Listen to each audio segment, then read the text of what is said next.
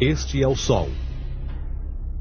Desde o ano 10.000 a.C., a história abunda em pinturas e escritos que refletem o respeito e a adoração dos povos por este astro. E é simples entender o porquê, com seu aparecimento todas as manhãs, trazendo visão, calor e segurança, salvando-os do frio e da escuridão da noite repleta de predadores. Sem ele, todas as culturas perceberam que não haveriam colheitas nem vida no planeta. Estas realidades fizeram do Sol o astro mais adorado de todos. Todavia, muitos estavam atentos também às estrelas. As estrelas formavam padrões que lhes permitiam reconhecer e antecipar eventos que ocorrem de tempos em tempos, tais como eclipses e luas cheias. Eles catalogaram grupos celestiais daquilo que conhecemos hoje como constelações. Esta é a Cruz do Zodíaco, uma das mais antigas imagens na história da humanidade. Ela representa o trajeto do Sol através das 12 maiores constelações no decorrer de um ano. Ela também representa os 12 meses do ano, as 4 estações, solstícios e equinócios. O termo zodíaco está relacionado com o fato das constelações serem antropomorfismos ou personificações, como pessoas ou animais. Por outras palavras, as primeiras civilizações não só seguiam o Sol e as estrelas, como também as personificavam através de mitos que envolviam seus movimentos e relações. O Sol, com seu poder de dar vida e de salvar, também foram personificados como se representasse um criador ou um deus. Deus Sol, a luz do mundo, o salvador da humanidade. Igualmente, as 12 constelações representaram lugares de viagem para o Deus Sol e foram nomeados por elementos da natureza que aconteciam nesses períodos de tempo. Por exemplo, Aquários, o portador da água que traz as chuvas da primavera.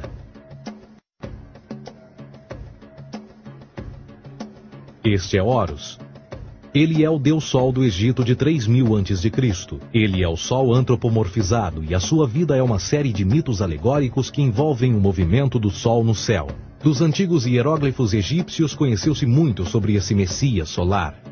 Por exemplo, Horus, sendo o Sol, tinha como inimigo o Deus Sete, que era a personificação das trevas ou da noite. E metaforicamente falando, todas as manhãs Horus ganhava a batalha contra Sete. E no fim da tarde, Sete conquistava Horus e o enviava para o mundo das trevas.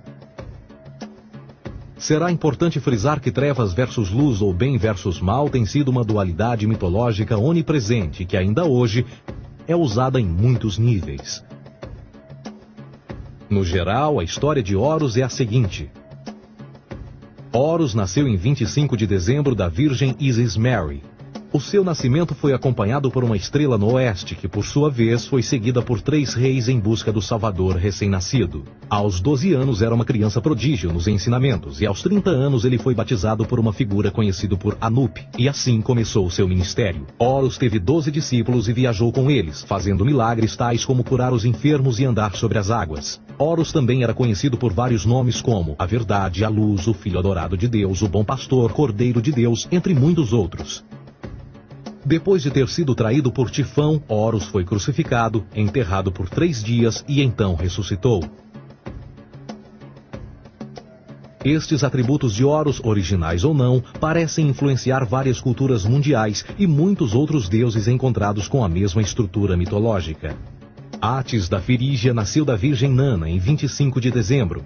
Crucificado, foi posto na tumba e 3 dias depois ressuscitou.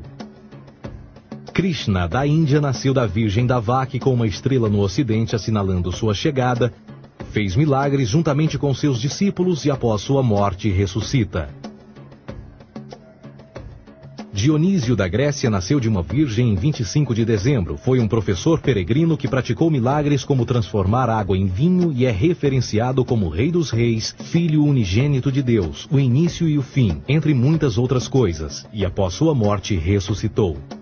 Mitra da Pérsia nasceu de uma virgem em 25 de dezembro. Ele teve 12 discípulos e fazia milagres. E após sua morte foi enterrado por 3 dias e então ressuscitou. Ele também foi chamado de a Verdade, a Luz, entre outros. Curiosamente, o dia sagrado de adoração a Mitra era um domingo.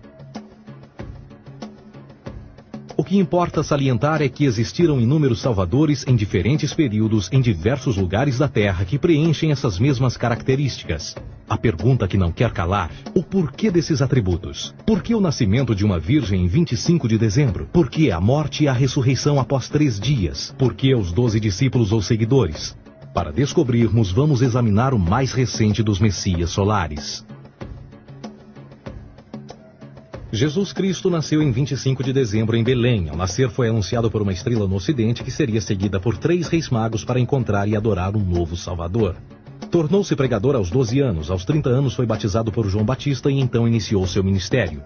Jesus teve 12 discípulos que viajaram com ele praticando milagres como curar doentes, andar sobre a água, ressuscitar mortos. Ele também é conhecido como Rei dos Reis, o Filho de Deus, a luz do mundo, o início e o fim, o Cordeiro de Deus, entre muitos outros. Depois de ter sido traído por seu discípulo Judas por 30 moedas de prata, ele foi crucificado, posto em uma tumba e após 3 dias ele ressuscitou e ascendeu aos céus.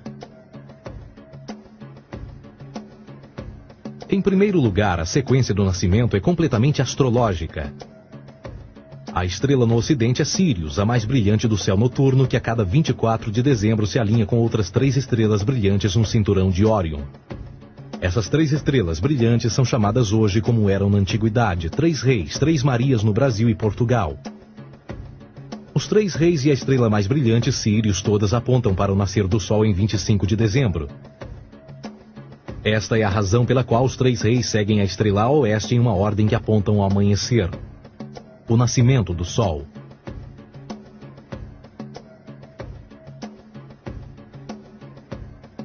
A Virgem Maria é a constelação de Virgo, também conhecida como Virgo, a Virgem. Virgo em latim significa virgem. Virgo também é conhecida como a casa do pão. E a representação de Virgo é uma virgem segurando um feixe de espigas de trigo. Esta casa do pão e o seu símbolo das espigas de trigo representa agosto e setembro, a época das colheitas. Por sua vez, Belém é a tradução ao pé da letra de a casa do pão. Belém também é a referência à constelação de Virgem, um lugar no céu, não na terra. Existe outro fenômeno muito interessante que ocorre em 25 de dezembro, é o solstício de inverno. Do solstício de verão ao solstício de inverno, os dias se tornam mais curtos e frios. Da perspectiva de quem está no hemisfério norte, o sol parece se mover para o sul, ficar menor e mais fraco. O encurtamento dos dias e o fim das colheitas conforme se aproxima o solstício de inverno, simbolizando o processo de morte. Era a morte do sol. Pelo 22º dia de dezembro, o falecimento estava completamente realizado e faz com que atinja seu ponto mais baixo no céu. Aqui algo curioso acontece. O sol para de se mover por 3 dias. Durante estes 3 dias, o Sol fica pelas redondezas da constelação do Cruzeiro do Sul, ou Alfa Crucis. Depois desse período, em 25 de dezembro, o Sol se move 1 grau, dessa vez para o norte, trazendo perspectiva de dias maiores, mais calor e a primavera. E assim se diz: o Sol morreu na cruz, ficou morto por 3 dias, apenas para ressuscitar ou nascer mais uma vez. Esta é a razão pela qual Jesus e muitos outros deuses solares compartilham da ideia de crucificação, morte por 3 dias e o conceito da ressurreição. É o período de transição do Sol antes de mudar para a direção contrária no hemisfério norte, trazendo a primavera e assim a salvação. Todavia, eles não celebram a ressurreição do Sol até o equinócio da primavera, ou Páscoa. Isto é porque no equinócio da primavera o Sol domina oficialmente o mal, as trevas, assim como o período diurno se torna maior que o noturno. E o revitalizar da vida na primavera emerge. Agora, provavelmente, a analogia mais óbvia de todas neste simbolismo astrológico são os 12 discípulos de Jesus. Eles são simplesmente as 12 constelações do zodíaco com que Jesus, sendo o Sol, viaja. De fato, o número 12 está sempre presente ao longo da Bíblia.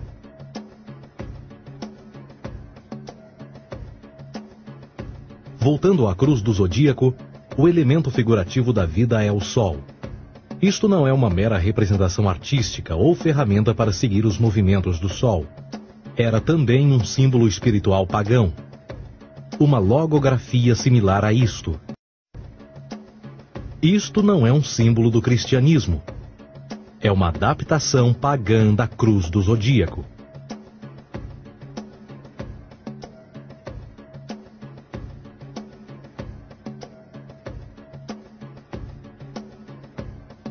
Esta é a razão pela qual Jesus, nas primeiras representações, era sempre mostrado com a sua cabeça na cruz. Jesus é o Sol, Filho de Deus, a luz do mundo.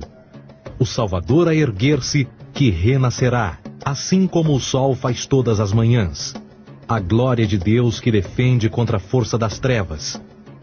Assim como renasce a cada manhã, e que pode ser visto através das nuvens, lá em cima nos céus, com a sua coroa de espinhos, ou os raios de sol.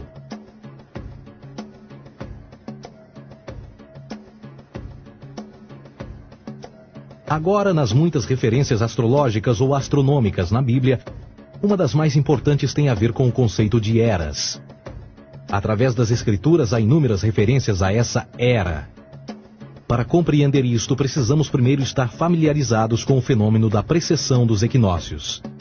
Os antigos egípcios, assim como outras culturas antes deles, reconheceram que aproximadamente de 2150 em 2150 anos, o nascer do Sol durante o equinócio de primavera ocorria num diferente signo do zodíaco.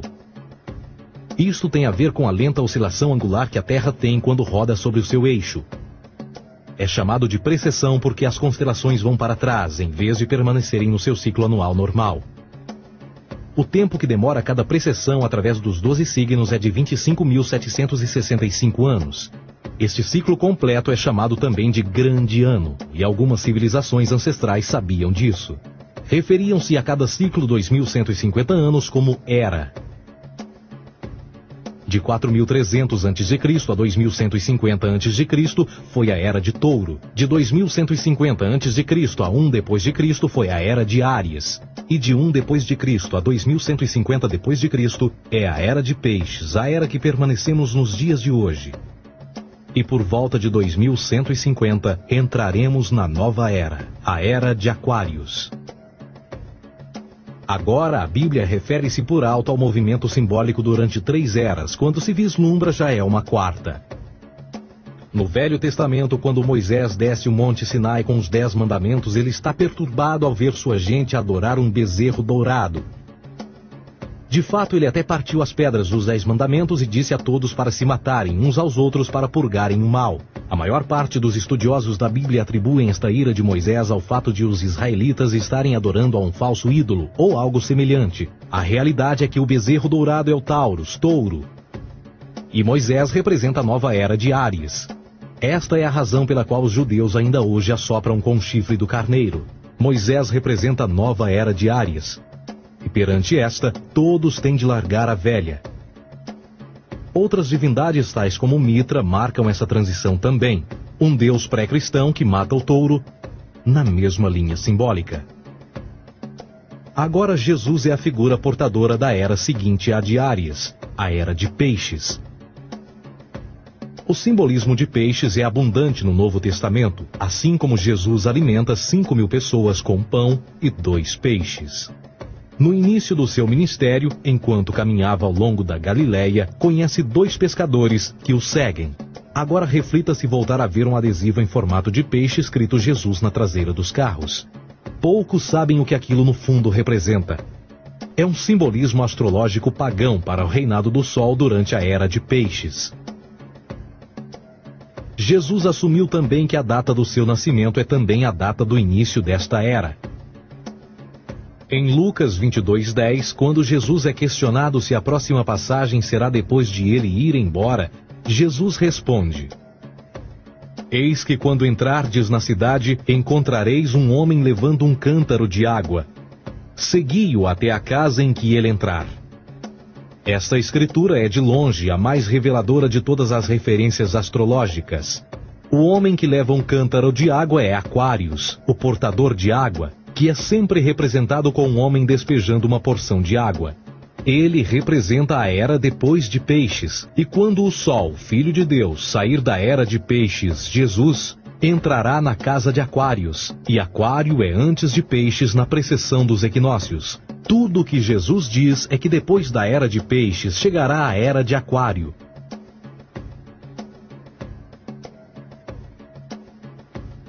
Agora todos já ouvimos falar sobre o fim do mundo. Deixando à parte o lado cartunista no livro de Apocalipse, a espinha dorsal nesta ideia surge em Mateus 28:20, onde Jesus diz: Eu estarei convosco até o fim do mundo, dos séculos em português. Contudo, na tradução inglesa da Bíblia, a palavra mundo está mal traduzida. A palavra realmente usada era aion, que significa era. Eu estarei convosco até o fim da era, o que no fundo é verdade. Jesus, como personificação solar de peixes, irá acabar quando o Sol entrar na era de Aquário. Este conceito de fim dos tempos e do fim do mundo é uma má interpretação desta alegoria astrológica. Vamos dizer que aproximadamente 100 milhões de brasileiros acreditam que o fim do mundo está próximo. Além disso, o personagem de Jesus, literalmente e astrologicamente um híbrido, só demonstra o quão plágio do deus Sol Horus do Egito, Jesus é. Por exemplo, inscrito há 3.500 anos atrás, nas paredes do templo de Luxor, no Egito, estão imagens da Enunciação, da Imaculada Concepção, do nascimento e da adoração a Horus. As imagens começam com o anúncio à Virgem Ísis de que ela irá gerar Horus, que Nefe, o Espírito Santo, irá engravidar a Virgem, e depois o parto e a adoração, e que é não mais do que o milagre da concepção de Jesus. Na verdade, as semelhanças entre Horus e Jesus são flagrantes.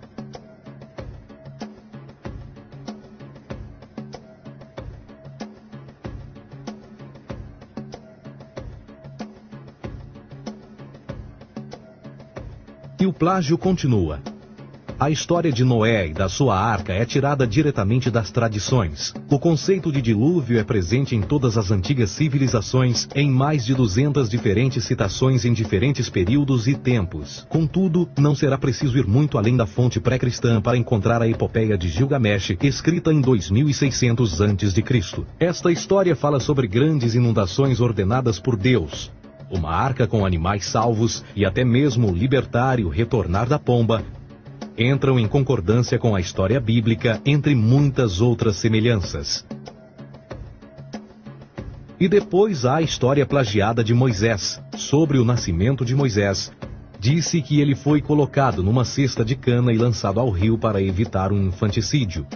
Ele foi mais tarde salvo pela filha de um rei e criado por ela como um príncipe.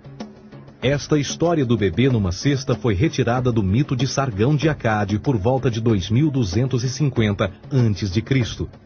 Depois de nascer, Sargão foi posto numa cesta de rede para evitar um infanticídio e lançado ao rio.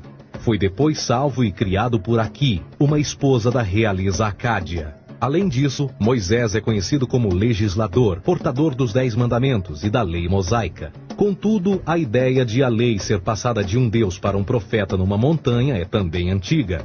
Moisés é somente um legislador numa longa linha de legisladores na história mitológica. Na Índia, Manou foi o grande legislador. Na ilha de Creta, Minos ascendeu ao monte Ida, onde Zeus lhe deu as leis sagradas. Enquanto que no Egito, Moisés tinha nas suas pedras tudo o que Deus lhe disse. E no que diz respeito a estes 10 mandamentos, foram retiradas a papel químico do feitiço 125 do Livro dos Mortos do Antigo Egito. O que é que o Livro dos Mortos dizia? Eu nunca roubei, tornou-se tu nunca roubarás. Eu nunca matei, tornou-se nunca matarás. Eu nunca menti, tornou-se nunca levantarás falsos testemunhos, e por aí adiante. A religião egípcia é, no fundo, a base fundamental para a teologia judaico-cristã. Batismo, vida após a morte, julgamento final, imaculada concepção, ressurreição, crucificação, a arca da aliança, circuncisão, salvadores, comunhão sagrada, dilúvio, Páscoa, Natal, a passagem e muitas outras coisas e atributos são ideias egípcias, nascidas muito antes do cristianismo ou judaísmo. Justin Martyr, um dos primeiros historiadores e defensores cristãos, escreveu: quando nós, cristãos, dizemos que Jesus Cristo, nosso Mestre, foi produzido sem união sexual, morreu e ressuscitou e ascendeu aos céus, nós não propomos nada de muito diferente do que aqueles que propõem e acreditam tal como nós, nos filhos de Júpiter. Numa escrita diferente, Justin Martyr diz: ele nasceu de uma virgem. Aceite isto em comum com o que você acredita dos Perseus. É óbvio que Justin e outros cristãos cedo souberam como o cristianismo era semelhante a outras religiões pagãs. Contudo, Justin tinha uma solução. Para além de tudo o que sabemos, o diabo era em quem mandava.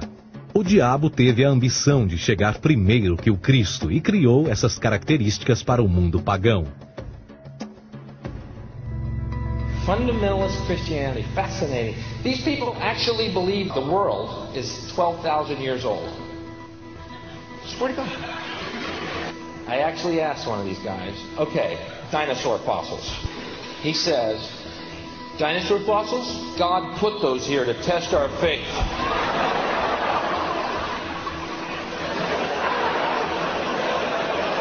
I think God put you here to test my faith, dude. A Bíblia não é nada mais do que um híbrido literário astroteológico, tal como todos os mitos religiosos que os antecederam. De fato, o aspecto da transferência de atributos e umas personagens para as outras é facilmente reconhecida no próprio livro em si. No Antigo Testamento há a história de José. José era um protótipo de Jesus. José nasceu de um milagre, Jesus nasceu de um milagre. José tinha 12 irmãos, Jesus tinha 12 discípulos. José foi vendido por 20 pratas, Jesus foi vendido por 30 pratas. Irmão Judá sugere a venda de José. O discípulo Judas sugere a venda de Jesus. José começa os seus trabalhos aos 30, Jesus começa aos 30 também. Os paralelismos continuam. Além disso, haverá algum registro não bíblico da existência de mais alguém chamado Jesus, filho de Maria, que viajou com 12 seguidores e curou pessoas? Existiram muitos historiadores que viveram no Mediterrâneo durante esse mesmo período e até mesmo após a presumível morte de Jesus. Quantos desses historiadores fizeram relatos sobre a sua figura? Nenhum. Porém, para sermos justos, não significa que os defensores da existência de Jesus nunca tenham reclamado o contrário. São particularmente 4 referidos como pioneiros sobre a teoria da existência de Jesus: Plínio o Jovem, Suetônio e Tácito. Cada uma das suas máximas consiste apenas em algumas frases em que, na melhor das hipóteses, se refere a Christus ou Cristo, e que na realidade não é um nome, mas sim uma titulação. A 4ª fonte é Joséfo, cujos documentos ficou provado terem sido falsificados séculos atrás e, para infortúnio da humanidade, por muitos ainda visto como verdadeiros. Poderá alguém ter se aproveitado das ideias renascer dos mortos, a ascensão ao reino dos céus e a prática de milagres e que a partir daí tenha começado a surgir nos registros históricos? Não, porque uma vez pesadas as evidências, há grandes probabilidades da figura conhecida como Jesus nunca sequer ter existido.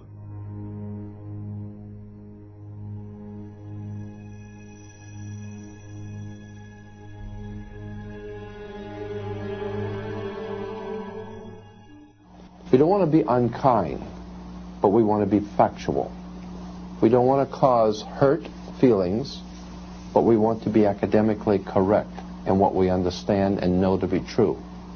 Christianity just is not based on truth.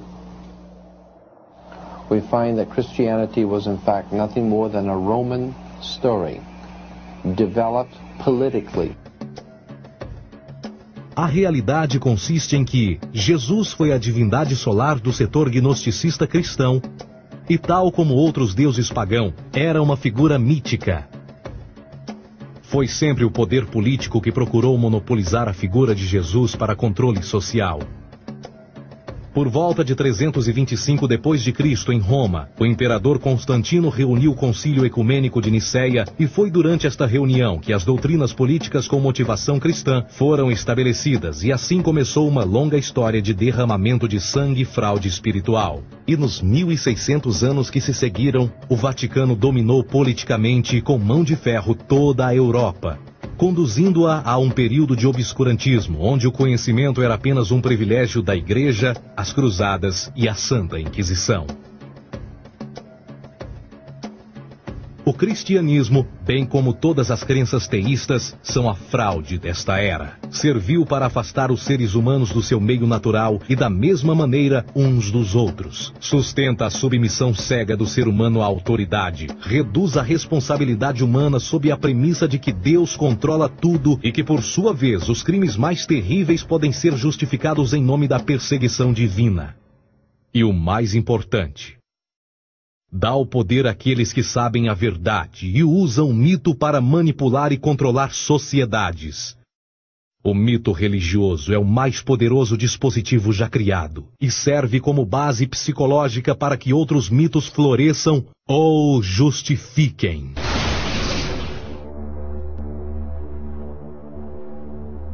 A myth is an idea that, while widely believed, is false.